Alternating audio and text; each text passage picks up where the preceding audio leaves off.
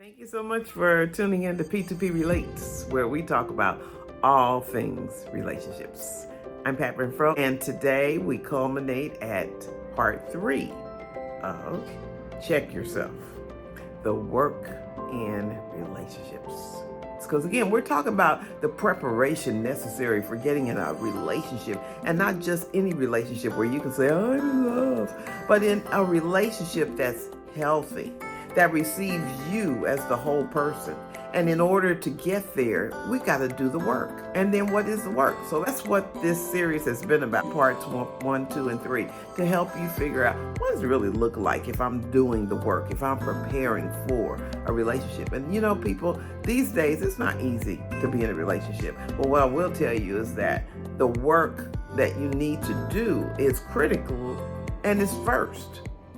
See, sometimes we have to lay the groundwork. Sometimes we have to be willing to roll up our sleeves and prepare. And sometimes we don't want to prepare. Sometimes we just want what we want. But the reality is, when I get in position, when I've done all the work, things will begin to come my way that wouldn't dare come my way if I wasn't ready. And readiness comes with preparation and clarity and purpose and all those things. So that's what we did first and second week. So if you haven't seen it, I encourage you to go back and look at part 1 and part 2 of Do the Work. Part 3 today, we're just going to culminate that. How do we take those principles and really put them in place and implement them? So that's what this week is about. It's going to be a little longer than before, but again, if you chimed in not because you love Pat or because you were curious about what she was talking about, but you really chimed in because you wanted to know what the work is, stay tuned. So in all that I covered, real life scenarios, practical applications, building strong relationships, addressing setbacks, and rebuilding strategies. In real life situations, guess what? No matter what, as bad as you hate it, you're going to have conflict that you're going to have to manage. If I tried to cover in detail so that you could just use this as a how-to, you would never hear it because you would click off first. So I'm going to tell you that YouTube is a mega resource. And as I share these principles with you, decide that you're going to do the work, and then get on YouTube and start looking for the details of how to do it. But conflict resolution is something that if you can get your head around it, you can have some really dynamic and healthy relationships. If you push it down or you find 15 ways to avoid conflict managing, then there will be an aspect of relationships that you'll miss out on. So handling the conflicts is a big part of everyday living. Managing your values, your personal boundaries, and your expectations. I'm telling you, if you can do the work and go and figure out how to manage each one of those, you will be worth rubies and gold, which you really are already. But I'm saying as you show up in the relationship. See, many times we just want to tell somebody, hey, look, if you can't accept me like I am, bump you. But that's not realistic, because guess what? You're not going to accept them like they are and just say, bump what you want out of the relationship.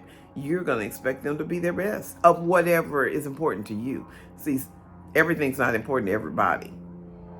I'm not going to go into what's important to me. My friends know. But whatever is important to you, and I mean really important, because everything can't be your way. You can't get it all. But what's really important, that's what you need to focus on. When it comes to continuous improvement, self-reflection is key. And the best quickie I can give you for self-reflection is you can use an app. I use an app called Balance, and it is phenomenal. And I can actually send it to a friend or friends, it's no limit, because they're trying to build their marketing and get out there. And they get a free year subscription. And in that, there's self-reflection, there's meditation, there's relaxation, focus when you got to get a project done, get to sleep, reflect on your day. They've got all types of tools, and they have a little verbal coach in there who talks to you and talks you through. And so again, you've got to be willing to stop and say, how was my day? How did I do today based on what I decided was important? And if we never do the reflection because we're just so busy doing, we can't learn from what we could have done better. Self-reflection is key and critical for personal development. Feedback. Whether you're a business, a nonprofit organization, an individual just wanting to become your best self, or in a relationship, you need to be willing to ask for feedback. And ask for it sooner than later. Because the longer it takes you to go back and ask someone what they really thought, the more they're going to forget because their life is moving on. And if you think about it, since COVID, we've had tons and tons of companies that didn't do it before, but now after your phone call, after your interaction, after the transaction, you're getting emails, phone calls, text messages, requests before you get the service saying, would you be willing to give us feedback? And I'm telling you, I have seen a significant improvement with companies that are doing that. So you want to ask for feedback with your partner if you're in a relationship. And if you're not in a relationship, once you establish your goals and what you're trying to accomplish and what you're trying to do, you want to go back and ask your close friends, not just anybody, how you're doing in those areas. Be transparent, be vulnerable, and then go to people that you truly are close to, because not so you can hear what you want to hear, but so that you can tell yourself when they give you the truth and it doesn't feel so good, but they love me. That's been established and they're not trying to help hurt me. That's really, really important because that's how you grow. If you're willing to have someone tell you the truth, you make it safe for them that they can really tell you and not just say what they think you want to hear. And you're big enough to be able to stop and say, you know what? Didn't like that, doesn't feel good, wish it wasn't true, but now I know. Now I know what I can do to do some work. Build healthier relationships. Pursue healthy relationships. We are not an island. We should never be alone. Doesn't mean we shouldn't be alone now. It's important to spend alone time. You can't collect yourself, reflect on anything, grow, or rest if you're constantly around someone and around people. But you should have healthy, vibrant relationships in your life. If you don't have that many, you must make it a priority. Because those people will support you and be your rah-rah team when you're going through. Those people will tell you when you got toilet paper in the top of your skirt because you didn't pull everything out and didn't know it. And those are the people who will rejoice with you when you win. And you need both. You need somebody who will tell you your stuff stinks, and you need somebody that tells you you are a winner and I knew you could do it. And so if you don't have that many because you're introvert, because you've been hurt in the past, because you work too many hours, whatever your reason is, you need to pull back and do some self-reflection and say, what do I need to do to garner some healthy relationships? A psychologist might not say this, or a social worker, but I would go as far as to say 3 to 5 people in your life. And if you have none, then you just want to stop and say, okay, by this date, I'm going to do something that garners me being around somebody enough to develop some rapport. I'm going to be observant, because you want people in your life that are further along than where you are so that you can grow to that point. You don't want somebody who you got to look back and grab their hand and pull them alongside. Now, there may be relationships that you have like that in your life, but you want to make sure that as you're trying to grow and become your best self, you're with people who have already been there, done that, and got the t-shirt, and they're saying, hey, baby, come on.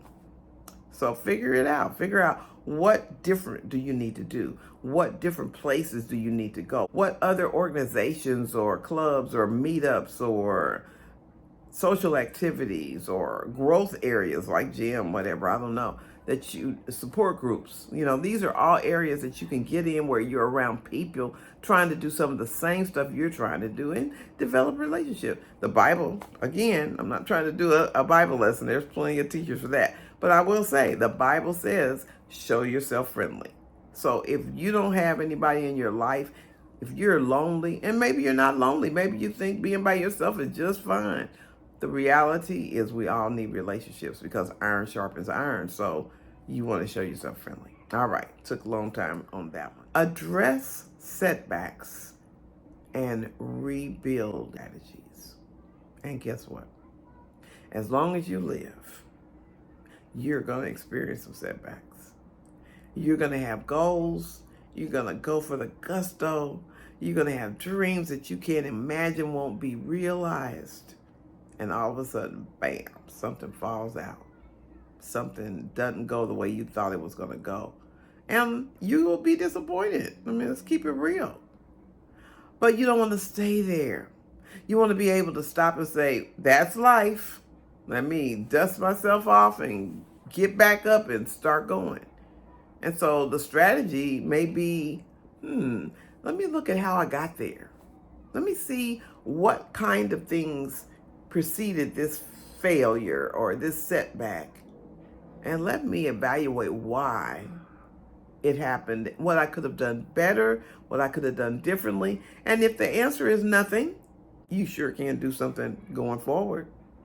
You just put some things in place that'll be even better. Look at the setbacks as opportunities for breakthrough. Because once you have fallen in a particular way or area, then you can do some things to figure out how not to do that again. Or you can also say, this is part of the journey. So that's everything I want to cover today. I want to encourage you to go back and look at all 3 videos.